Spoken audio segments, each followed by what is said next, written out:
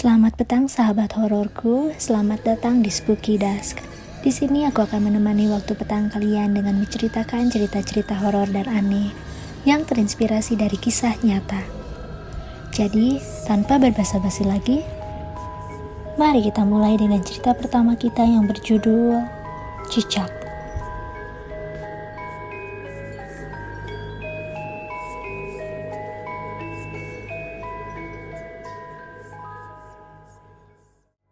Jadi, ingat ya teman-teman, kalau kalian nanti isi writing section, biasanya di task 1 itu kalian diharuskan mendeskripsikan data berupa tabel atau grafik. Di sini kalian hanya perlu mendeskripsikan fakta-fakta yang ada di datanya aja. Nggak perlu menggunakan kalimat alasan, karena nanti akan mengurangi poin kalian. Kataku menjelaskan, saat ini aku sedang mengajar bahasa Inggris ke kelima orang muridku di rumah Arsyana. Yes, Miss. Jawab mereka serempak. Oke, before we continue to the next section, let's take a break. Sambil istirahat, kalian boleh makan, ngobrol, atau ke toilet, bebas. Setelah berkata begitu, aku pun menyelanjurkan kaki untuk merenggangkan otot-otot kaki agar lebih rileks. Miss Manika, karena sekarang udah mau jam 6, ceritain hantu dong, Miss. Sahut Arsyana. Nesha, salah satu muridku yang baru berdiri, langsung duduk kembali ke posisi semula karena mendengar perkataan temannya. Dia salah satu muridku yang sangat gemar mendengarkan cerita hantu. Padahal tadinya dia berencana untuk mengambil gawainya yang sedang diisi baterai di steker yang ada di dekat pintu. Pasti dia mengurungkan niatnya karena tidak sabar mendengar cerita hantu dariku. Ya ampun, kalian hobi banget ya dengerin cerita hantu di jam segini. Tanyaku diakhiri tawa kecil. Iya dong, lebih ngena soalnya. Ayo ceritain dong, Miss. Jawab Nesha tidak sabaran. Aku tersenyum melihat murid-muridku. Mereka sudah seperti teman bagiku. Mereka gemar sekali mendengarkan cerita hantu. Tapi aku juga tidak merasa keberatan karena aku dan mereka memiliki kegemaran yang sama. Gumamku. Setelah beberapa saat, aku pun tersenyum lalu membetulkan posisi duduk. Akan lebih baik kalau kalian duduknya merapat. Perintahku sebelum mulai pertunjukan. Kelima anak itu menurut tanpa berkata apa-apa, seperti anak bebek, dan aku adalah induknya. Mereka kini duduk berdekatan menghadap padaku. Sebelum aku mulai, aku pun berdaham. Oke, ini cerita Miss dapatkan saat Miss bertemu dengan teman kerja Miss dulu.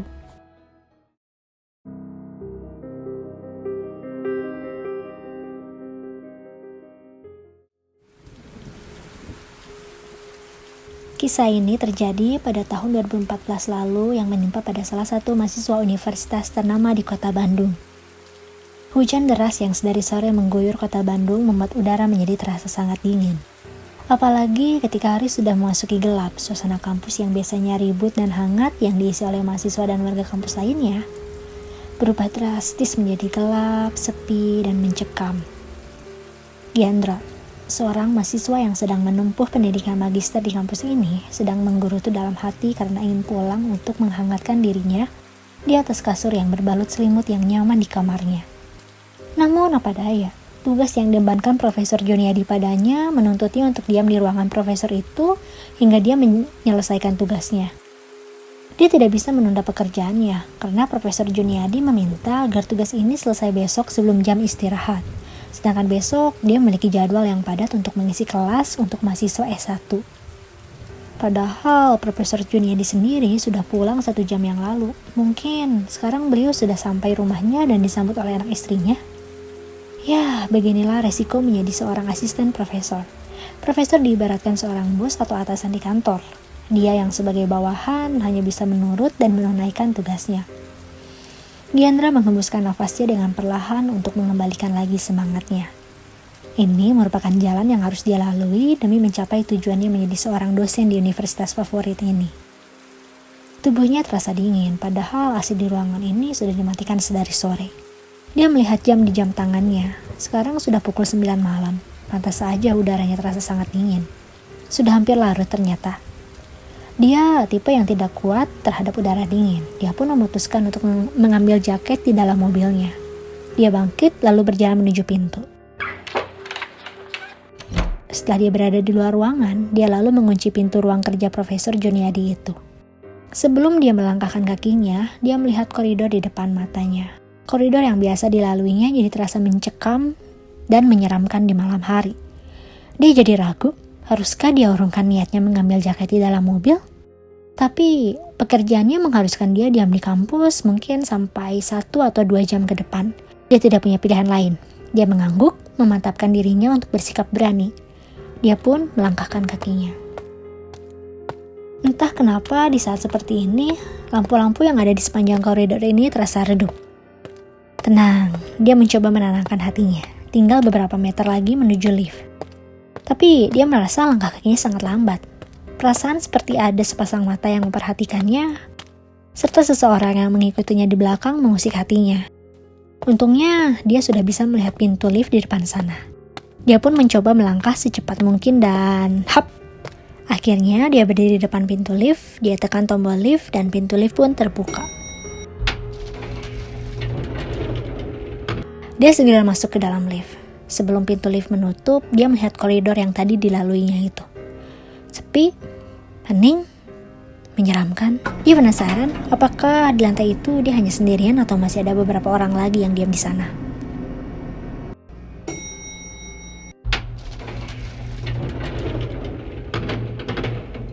Ketika sudah sampai lantai 1, dia pun keluar dari lift. Di lobi terdapat 2 orang security yang sedang asik menonton TV di meja kerjanya. Mereka berdua menyapa Gyandra begitu Gyandra melewati meja itu. Gyandra pun keluar gedung lalu menuju mobil yang diparkir di dekat gedung fakultasnya. Setelah mengambil jaket dan beberapa barang yang sekiranya dia perlukan, selama menyelesaikan tugas di ruangan Profesor Joniadi, yang tepatnya berada di lantai 4 gedung fakultasnya. Dia pun kembali ke gedung fakultas. Perasaan ngeri yang tadi dia rasakan karena harus kembali melewati koridor dia sampingkan. Kalau dia bisa cepat selesai menyelesaikan tugasnya, maka dia akan bisa cepat pulang. Dia menghembuskan nafas lega begitu dia kembali ke ruangan profesor. Setidaknya di sini dia merasa lebih baik. Dia pun melanjutkan pekerjaannya lagi di depan laptopnya. Ditemani lagu-lagu favorit dari laptopnya dengan volume sedang agar dia merasa tidak sendirian di ruangan itu. Selama beberapa saat, pikirannya hanyut dalam data-data statistik yang ada di depannya. Tangannya sibuk menari-nari di atas tuts keyboard laptopnya, seperti sedang bermain dengan piano dalam tempo yang sangat cepat. Perasaan takut yang tadi ia rasakan perlahan memudar begitu otaknya mulai kembali aktif bekerja. Saking fokusnya dia bekerja, sampai-sampai dia tidak sadar kalau lagu dalam daftar putarnya sudah berhenti. Hingga saat dia mendengar sebuah suara, dia seperti mendengar suara cicak. Dia pun sadar bahwa ruangannya sudah kembali hening. Tangannya berhenti mengetik sejenak. Terlintas untuk menyalakan lagu kembali, tapi dia urungkan karena sebentar lagi tugasnya selesai. Tangannya kembali mengetik di atas keyboard. Dia mencoba untuk tidak menghiraukan suara cicak yang dia dengar itu. Dia kembali mendengar suara cicak berdecak. Saking heningnya ruangan itu, dia jadi bisa mendengar suara itu dengan jelas. Dia menggelengkan kepalanya dengan pelan untuk tidak menghiraukan suara itu, lalu kembali fokus pada pekerjaannya. Gyandra menggerutkan keningnya dan menghentikan aktivitasnya di atas keyboard laptop. Dia mulai merasa terganggu dengan suara cicak berdecak yang berulang-ulang itu. Dia mengetuk-ketukkan jarinya di atas tuts huruf K dengan pandangan mata yang fokus ke layar laptop, melihat diagram dan tulisan yang sudah dia buat. Gyandra menggebrakan meja dengan kedua tangannya, merasa kesal atas gangguan kecil yang disebabkan oleh suara cicak itu. Dia menengadahkan kepalanya ke atas untuk mencari seekor cicak yang telah mengganggu waktu kerjanya. Begitu kagetnya ia saat melihat ke langit-langit ruangan itu. Suara yang dia sangka berasal dari cicak ternyata berasal dari makhluk lain. Sesosok makhluk berbaut kain merah sedang melayang-layang di langit ruangan itu sembari memperhatikan Gyandra yang sedari tadi sedang nasik bekerja di depan laptopnya. Gyandra membelalakan kedua matanya begitu melihat wajah menyeramkan sosok itu. Sosok itu memiliki kulit yang sangat pucat, rambut hitam lega menjutai panjang sampai kaki, dengan wajah yang sangat menyeramkan. Sosok itu tersenyum menyeringai kepada Gyandra dengan garis mulut yang lebar sampai ke pipi karena robek. Bau busuk pun seketika tercium oleh hidungnya. Itu ternyata kuntilanak merah.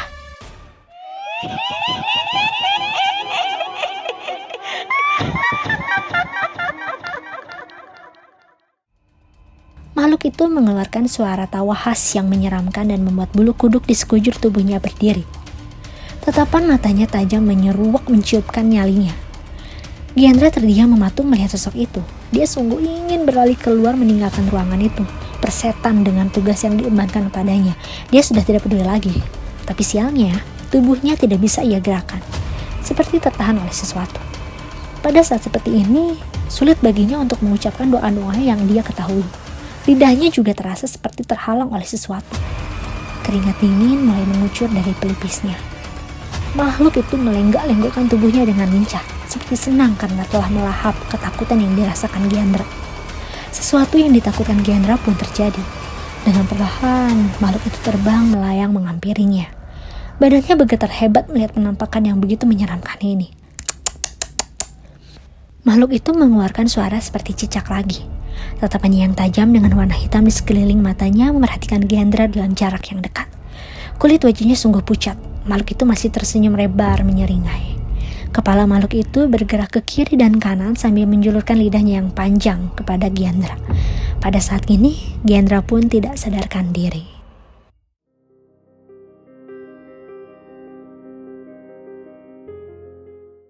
Gyandra dibangunkan oleh dua satpam yang datang ke kantor profesor. Kedua satpam itu khawatir karena Gyandra tak kunjung turun ke bawah. Pada saat dia sadar, waktu sudah menunjukkan pukul 3 pagi. Gyandra segera dibawa ke meja security untuk diberikan minuman hangat oleh kedua satpam tersebut. Setelah kondisi Gyandra sudah membaik, Gyandra pun menceritakan apa yang dialami sebelumnya. Setelah mendengar cerita Gyandra, ekspresi kedua satpam itu terlihat tidak kaget. Keduanya saling berpandangan untuk sejenak. Lalu salah satunya menghampiri Gyandra dan duduk di sebelah Gyandra.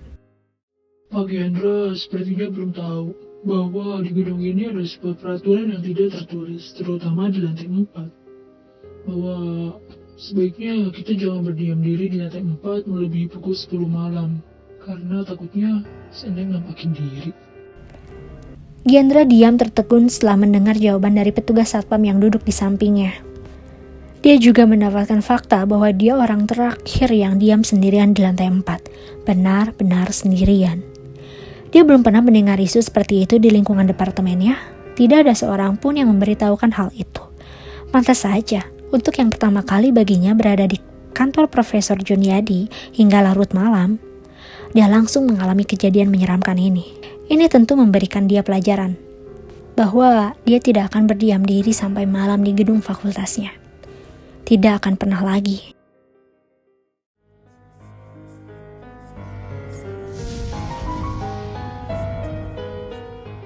Terima kasih sudah mendengarkan cerita ini sampai selesai. Aku harap kalian akan lebih siap menghadapi malam yang mengerikan setelah mendengar cerita Spooky Dusk ini. Well, sampai jumpa di waktu petang berikutnya.